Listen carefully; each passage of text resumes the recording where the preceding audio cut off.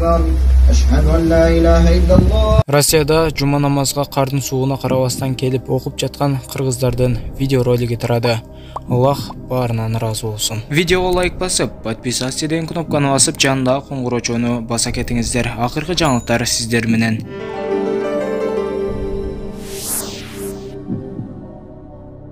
Кыргызстанда суусамырда -38 градус суук болору күтүлүүдө. Барыңыздар, жолго чыгарда этият болуңуздар. Улуттук коопсуздук мамлекеттик комитетинин төрагасы Камчыбек Ташиев үчүн 2023 жылдын февраль айы кооптуу болот. Бул тууралуу 23 жылдан бери жылдыздарга байкоо жүргүзүп келген астролог Жанар Кадыралиев блогер Назира Айтбекова менен курган маегинде билдирди.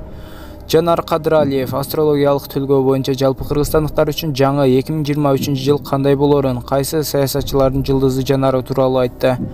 Ал Камчыбек Ташиев тууралуу айтып жатып, февраль айы ал үчүн кооптуу экенин белгиледи.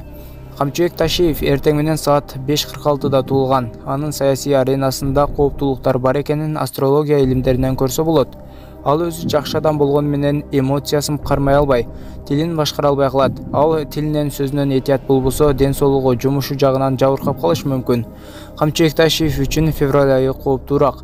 Ал январь, февраль, март, апрелге чейин созулушу мүмкүн. Кооптуу дегенимдин себеби ал ден соолугу же кызматы жагынан жабыркайт. Ага өзүнүн эле кесиптештери тарабынан бут тосуулар болушу мүмкүн, деди астролог. Өзбекстан, Казакстан жана Кыргызстандын энергетика министрлери Камбар-Ата 1 ГЭСинин курулушун ишке ашыруу боюнча жол картасына кол коюшту. Бул тууралуу Кыргызстандын энергетика министрлиги билдирди.